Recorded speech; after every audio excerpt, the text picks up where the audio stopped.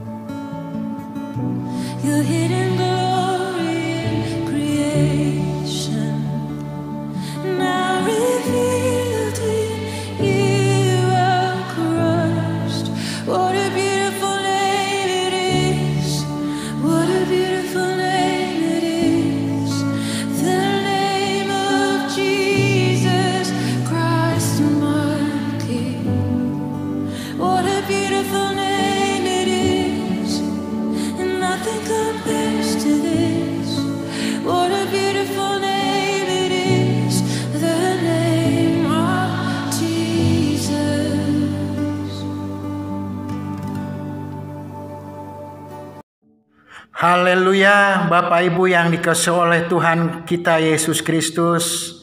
Pada kesempatan hari yang sangat diberkati Tuhan, kita patut bersyukur kepada Allah. Allah tidak pernah melupakan kita sesaat pun. Tetapi kita justru yang sering melupakan Tuhan dengan sadar dan sengaja. Tetapi Tuhan senantiasa setia kepada kita.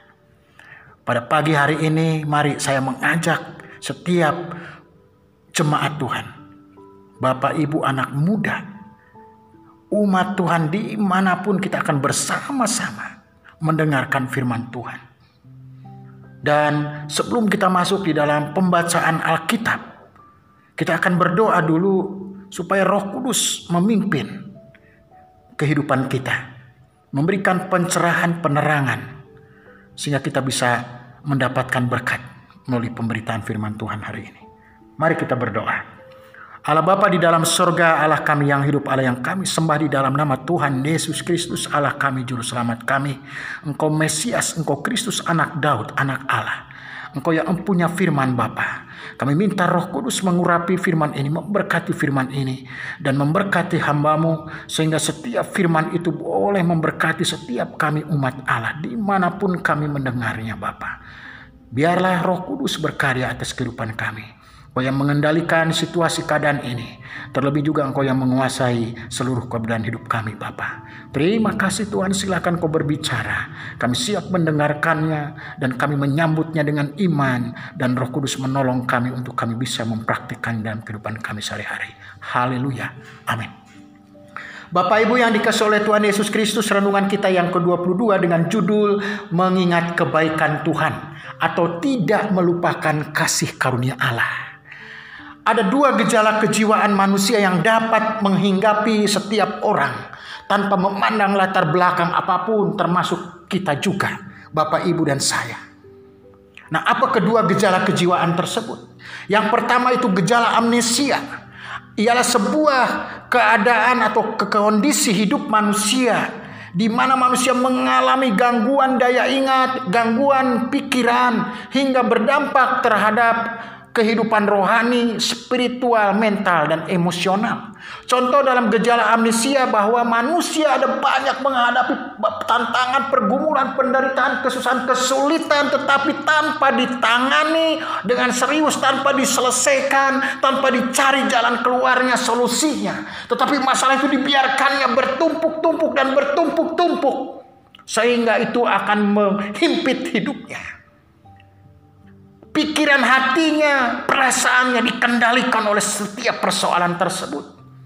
Dia berpikir terlalu keras, dia berpikir terlalu tinggi, dan bermain di pikiran, bermain di perasaan, bermain di hati, sampai melampaui batas kesanggupan kemampuannya. Makanya dalam hidup seringkali orang stroke, pembuluh darah pecah. Ini di sini saudaraku. Dampak daripada gejala amnesia jika tidak ditangani dengan serius, tanpa diselesaikan dengan serius, maka akan menjadi sebuah stres. Kalau stres tidak ditangani dengan baik, maka akan masuk dalam tahapan depresi. Depresi yang sangat hebat. tidak ditangani akan masuk naik menjadi gangguan jiwa. Dan kalau gangguan jiwa itu sama dengan gila, maka akan masuk dalam tahapan yang lebih fatal lagi, yaitu bunuh diri sendiri. Dua tokoh di Alkitab ada, yaitu Saul dan Yudas Iskariot. Mereka bunuh diri. Itu bagian dari gejala amnesia. Michael Jackson mati karena overdosis. Bahkan menurut berita, kandungan obatnya bisa merubuhkan seekor badak. Marilyn Monroe, artis cantik dan juga peragawati dari Amerika, di tahun 50-an terkenal sekali. Dia juga overdosis. Tapi juga kita pernah dihebohkan dengan sebuah berita di televisi. Ada di Jawa sebuah keluarga terdiri dari ayah, ibu, dan 2 orang anak minum susu yang sudah dicampur dengan racun maut dan mematikan. Dan mereka mati bersama-sama saat itu juga. Ini sangat penting, saudaraku. Kita pahami, kita mengerti, kita sikapi dengan serius. Jangan sampai umat Tuhan, orang Kristen, mengaku percaya, tetapi dihinggapi dengan gejala amnesia ini. Memang dunia ini penuh dengan tantangan, pergumulan, persoalan, saudaraku. Faktanya demikian. Tetapi jangan sampai gejala amnesia ini menguasai kita. Tetapi yang harusnya adalah firman Allah, Allah sendiri, Yesus Kristus, Roh Kudus yang mengendalikan hidup kita. Bukan gejala amnesia. Nah, yang kedua yaitu gejala demensia. Gejala demensia ialah gejala kejiwaan manusia, di mana manusia mengalami penurunan, kemerosotan, dan hilangnya memori jangka pendek, ingatan jangka pendek. Dan ini terjadi dalam proses alami. Artinya setiap orang akan mengalami namanya gejala demensia. Bertambahnya usia makin tua, dia mengalami gejala yaitu mudah lupa, sering lupa, bahkan pelupa sama sekali. Sudah tidak ingat lagi akan apa-apa.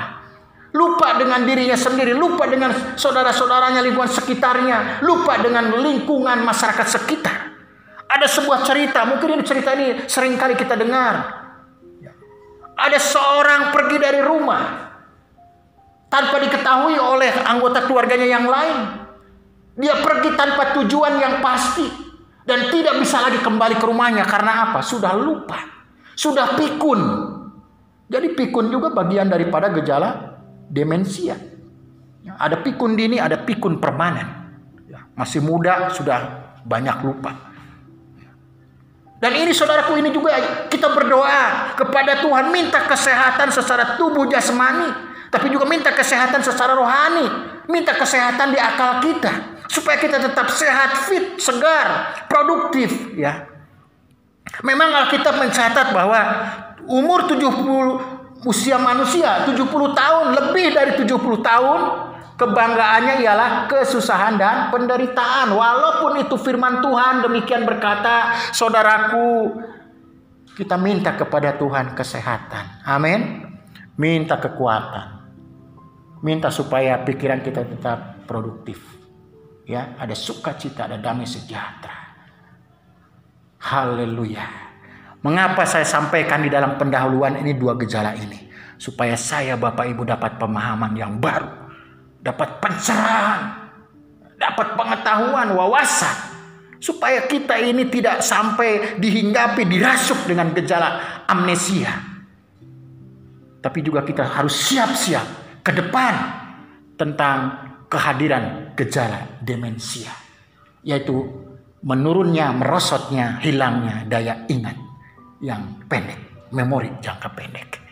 Puji Tuhan, saudaraku yang dikasihi Tuhan. Mari kita akan membaca Alkitab kita untuk merenungkan kebenaran firman Allah, yaitu Mazmur 106 ayat 13 sampai 14. Tetapi segera mereka melupakan perbuatan-perbuatannya dan tidak menantikan nasihatnya. Mereka dirangsang nafsu di padang gurun dan mencobai Allah di padang belantara. Kekasih di dalam Tuhan Yesus berhubungan dengan tema yang ke-22, yaitu mengingat kebaikan Tuhan atau tidak melupakan kasih karunia Allah. Berdasarkan Mazmur 106 ayat 13 sampai 14, saya menemukan 3 perilaku, 3 tindakan sikap yang menyimpang dari firman Allah tentang kehidupan bangsa Israel. Dan ini mewakili gerejanya, termasuk kita sekarang. Apa ketiga perilaku yang menyimpang yang tidak sesuai dengan kehendak Allah atau firman Allah itu? Yang pertama, umat Allah segera melupakan Allah dan segala kebaikannya, segala kasihnya, sebab memiliki mental padang gurun seperti bangsa Israel.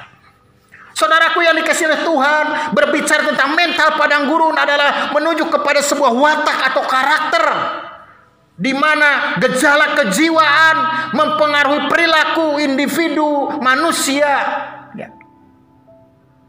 Dan sikap mental padang gurun ini sangat buruk, tidak tepat, tidak sesuai dengan firman Allah, bukan kehendak Allah. Ini sangat bertentangan dengan keinginan Tuhan atas hidup kita. Mengapa mental padang gurun seperti bangsa Israel ini jangan sampai merasuki kehidupan kita saat ini? Kekasih di dalam Tuhan Yesus Kristus, bangsa Israel adalah umat pilihan Allah di bawah kepemimpinan Musa. Mereka telah dibebaskan di perbudakan bangsa Mesir. Sebelum mereka bebas keluar dari bangsa Mesir, mereka mengalami 10 tulah, melihat, menyaksikan sendiri. Ada peristiwa yang terakhir, yaitu kematian anak sulung di Mesir. Bangsa Israel selamat dari kematian anak sulungnya. Kenapa? Karena setelah mengoleskan darah di ambang pintu dan di kedua tiang pintu, yang menggambarkan sebuah tipologi, yaitu tentang nubuatan Kristus Yesus, pengorbanan Yesus di kayu salib, ada tercurah darahnya. Nah, mereka segera melupakan itu. Lalu mereka keluar dari Mesir, tetapi mereka menghadapi lautan yang sangat luas, laut Teberau, laut kosong. Kalau mereka kembali ke belakang, ada bangsa Mesir, tentara Mesir dan Raja Firaun mengejar mereka. Ke kiri, ke kanan, semua hutan belantara, ke depan lautan. Tetapi atas kuasa Allah, laut itu bisa terbelah 2, sehingga bangsa Israel bisa menyeberang dengan selamat sampai di seberang. Tetapi segera juga mereka melupakan itu. Lalu mereka ketika ingin makan daging, Tuhan beri burung puyuh dari sorga. Mereka makan, tetapi segera juga melupakannya. Lalu ketika mereka ingin makan, Tuhan kasih mana berwarna putih, sehingga bangsa Israel terheran dengan warna putih. Apa itu? Arti mana itu artinya? Apa itu? Tetapi segera juga mereka melupakan Allah dan kebaikannya dan karyanya, kasihnya. Mereka berjalan di padang gurun tanpa alas kaki, tanpa mandi, panas, terik, siang malam. Mereka berjalan, ya. Mereka kepanasan, mereka kedinginan dan lain sebagainya. Tetapi Tuhan pimpin mereka, Tuhan jaga mereka. Mereka diberikan kesanggupan, kemampuan berjalan terus. Dari hari ke hari, dari minggu ke minggu, dari bulan ke bulan, dari tahun ke tahun, 40 tahun lamanya. Tetapi mereka segera melupakan Allah. Dan masih banyak perkara-perkara yang Allah lakukan atas hidup mereka. Dengan berganti generasi, Yosua, ganti lagi generasi berikutnya, saudaraku. Raja-raja berikutnya. Tetapi mereka memang punya mental padang gurun, yaitu segera melupakan Tuhan. Kekasih di dalam Tuhan Yesus Kristus, mereka dirangsang nafsu di padang gurun dan mencobai Allah di padang belantara, dan segera mereka melupakan perbuatan-perbuatannya. Itulah karakter watak atau mental padang gurun daripada umat Israel. Tetapi saudaraku yang dikasihi Tuhan, dalam renungan ini saudaraku, jangan sampai kita juga memiliki mental padang gurun seperti bangsa Israel kala itu. Ketika kita melupakan Allah, melupakan kebaikan Tuhan, melupakan karya Allah, kasih Allah, berarti kita sudah tidak lagi di pihak Allah. Kita hidup tanpa Allah. Kita sudah meninggalkan Allah. Kita menjadi musuh Allah, lawan Allah. Kata Alkitab di dalam Kolose 1:21, kita memusuhi Allah di dalam hati seperti yang nampak dari pikiran dan hati dari perilaku sehari-hari. Itu harus kita sadari.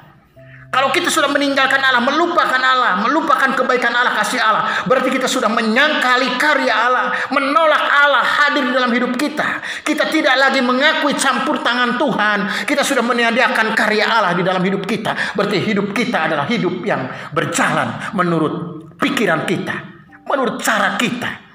Hidup kita semaunya. Ya, kita tidak mau lagi diarahkan oleh Allah. Tidak mau lagi tunduk kepada Allah. Ini saudaraku cenderung di dalam kehidupan umat Tuhan, orang Kristen, jika kita sudah melupakan Allah. Dan ini sangat berbahaya sekali. Kalau kita sudah melupakan Allah, maka kejahatan akan muncul di dalam hidup kita. Kejahatan akan menguasai hidup kita. Pikiran-pikiran jahat, pikiran buruk, perkataan jahat, pikiran jahat. Ya. Jalan hidup kita bukan semakin baik, tapi semakin buruk. Itu yang terjadi saudara-saudaraku. Sehingga Mazmur pasal 103 ayat yang ke-1 dan ke-2, Raja Daud memberikan satu pelajaran yang sangat baik, sangat berharga kepada kita, yaitu pujilah Tuhan hai jiwaku, pujilah namanya yang kudus hai segenap batinku, pujilah Tuhan hai jiwaku, dan janganlah lupakan segala kebaikannya. Di sini Raja Daud mengingatkan kita, mendorong kita, memotivasi kita supaya kita tetap ingat kepada Tuhan. Ajak hati kita, jiwa kita, roh kita untuk senantiasa mengingat Tuhan, memuji Tuhan. Ya. Terus adakan penyembahan pujian kepada Allah. Adakan terus doa, membangun hubungan dengan Allah secara pribadi. Keintiman dengan Tuhan jauh lebih penting, saudaraku. Tuhan sudah memberikan kesehatan, kekuatan, tenaga, waktu kepada kita. Mari kita dekat dengan Tuhan. Senantiasa ingat Allah, ingat kebaikan, ingat kasih-Nya, supaya kita tidak lupa Allah, lupa Tuhan. Itu saudaraku bagian yang pertama. Bagian yang kedua, umat Allah segera melupakan Allah dan kebaikannya, karyanya, kasih-Nya, karena melupakan firman Allah. Karena tidak mengindahkan firman Tuhan. Karena tidak memperhatikan sabda Allah. Kalau bangsa Israel adalah Taurat Tuhan. Nah, bangsa Israel itu sangat-sangat mudah sekali lupa akan firman Allah. Baru disampaikan oleh Musa, baru disampaikan oleh Yosua, baru disampaikan oleh hamba-hamba Allah yang lain, nabi, imam, raja. Tapi mereka segera melupakan firman Allah. Mereka tidak lagi memperhatikan ajaran firman Allah. Mereka segera melupakan itu semua di dalam hidupnya. Kekasih di dalam Tuhan Yesus Kristus. Ini menjadi pelajaran bagi kita, saudaraku. Kita saat ini ada di zaman anugerah, ada di zaman kasih karunia, ada di zaman perjanjian baru, ada di zaman Roh Kudus. Inilah perjalanan padang gurun kita yang sedang kita jalani. Memang faktanya dunia ini penuh dengan kesulitan, kesusahan, tantangan, pergumulan. Sedikit banyaknya sangat berpengaruh terhadap kehidupan rohani kita. Tetapi saudaraku, saya mau sampaikan kita hari ini bahwa jangan sampai kita melupakan Allah dan melupakan firman Tuhan. Karena firman Allah adalah pelita hidup bagi kita, terang bagi jalan hidup kita. Firman Allah itu yang menghidupkan rohani kita. Firman Allah itu yang menyelamatkan hidup kita. Firman Allah itulah yang menciptakan kita. Saudaraku, firman Allah itulah saudaraku sumber keselamatan kehidupan kekal kita. Kalau kita sudah melupakan firman Tuhan, berarti kita sudah kehilangan pondasi hidup, sudah kehilangan kompas penunjuk arah hidup kita. Kalau kita sudah melupakan firman Tuhan, berarti kita tidak ada lagi di track atau di jalur firman Tuhan. Apa jadinya? Berarti kita berjalan di jalan yang salah menurut kehendak kita. Jalan menurut dunia ini, menurut pandangan dunia sekitar. Dan ini bisa terjadi, saudaraku, kalau kita tidak sungguh-sungguh mengingat firman Tuhan.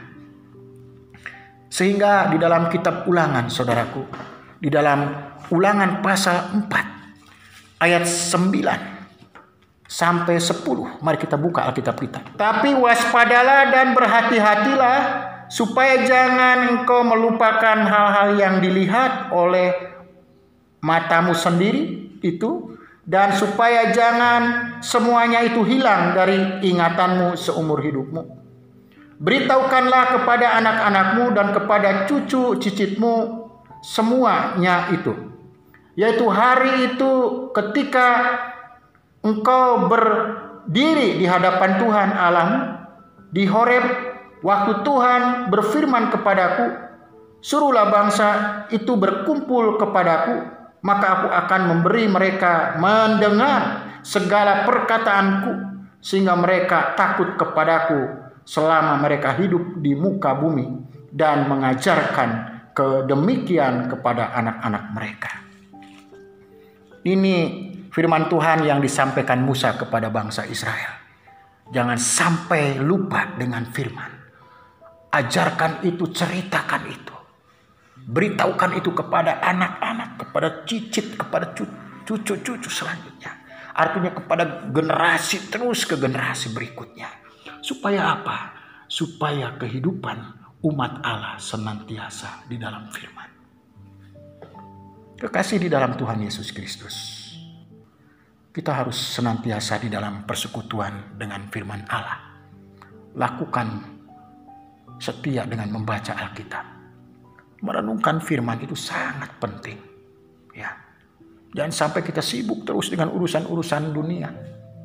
Jangan tak sibuk terus dengan urusan-urusan daging. Ya. Makan minum yang hanya bersifat sementara di bumi ini.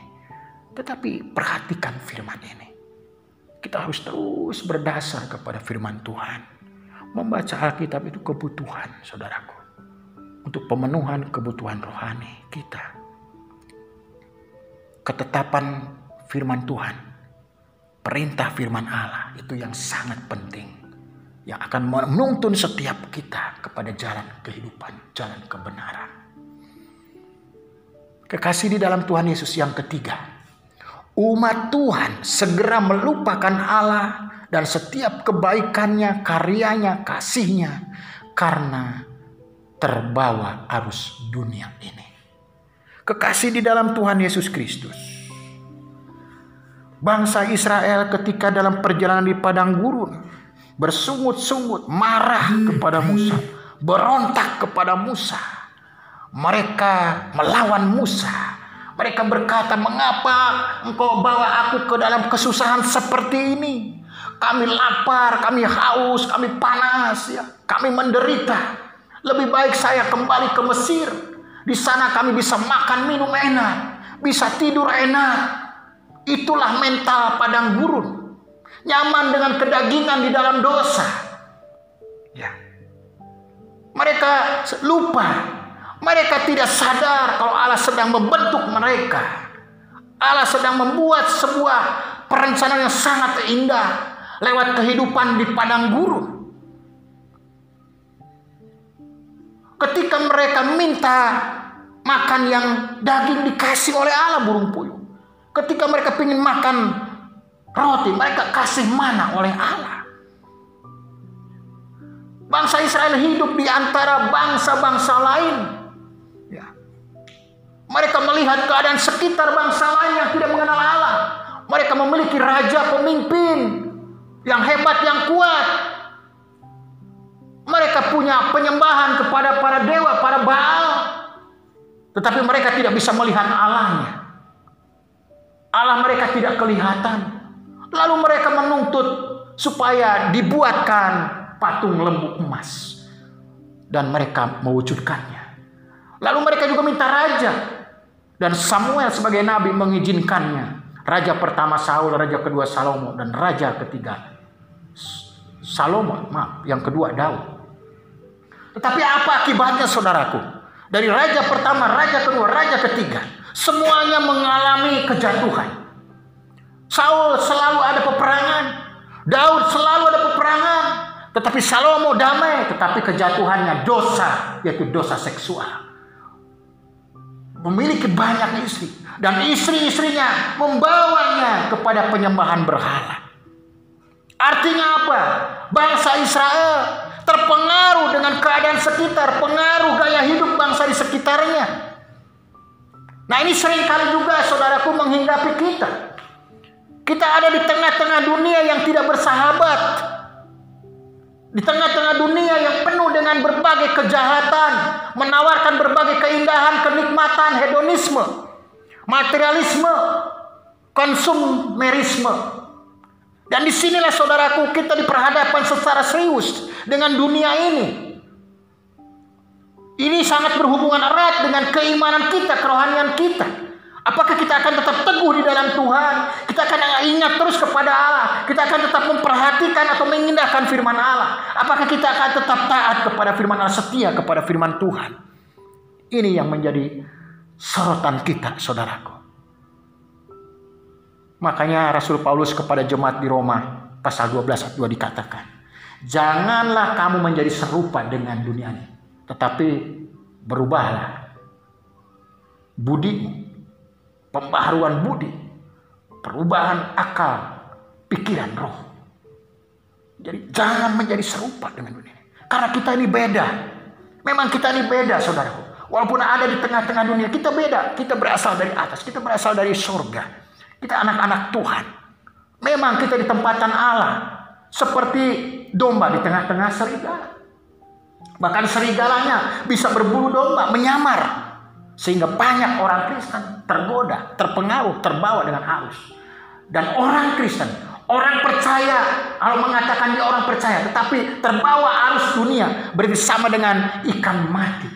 Ikan mati selalu terbawa arus, tetapi ikan hidup selalu melawan arus dalam pengertian tetap berjalan di dalam firman Tuhan, tetap menyatakan kebenaran. Jika ya katakan ya, jika tidak katakan tidak. Tidak ada warna abu-abu di dalam kekristenan, di dalam firman Tuhan. Kekasih di dalam Tuhan Yesus Kristus, dari dulu sampai hari ini, pencobaan yang ditawarkan iblis kepada umat Tuhan, caranya ada 3. Keinginan daging, keinginan mata, keangkuhan hidup. Di dalam 1 Yohanes 2 ayat 16. Tetapi beda zamannya, masanya. Sesuai dengan perkembangan zaman. Ya. Nah, kita lihat sekarang bagaimana kejahatan begitu rupa. Berita-berita hoax, ya, menipu. Ya. Berbagai macam cara dilakukan. Nah, kita ada di tengah-tengah seperti ini. Ini sebuah tantangan pergumulan hidup bagi kita. Yesus berdoa jangan sampai para murid terbawa dengan arus dunia ini. Mereka ada di tengah-tengah dunia ini, kata Yesus. Tolong Bapa, lindungi mereka. Jagai mereka. Dan pastikan Bapak Ibu Saudaraku, bahwa ketika kita hidup di dalam Tuhan, senantiasa mengingat Tuhan, maka kita akan terhindar dari melupakan Allah, kebaikan Allah.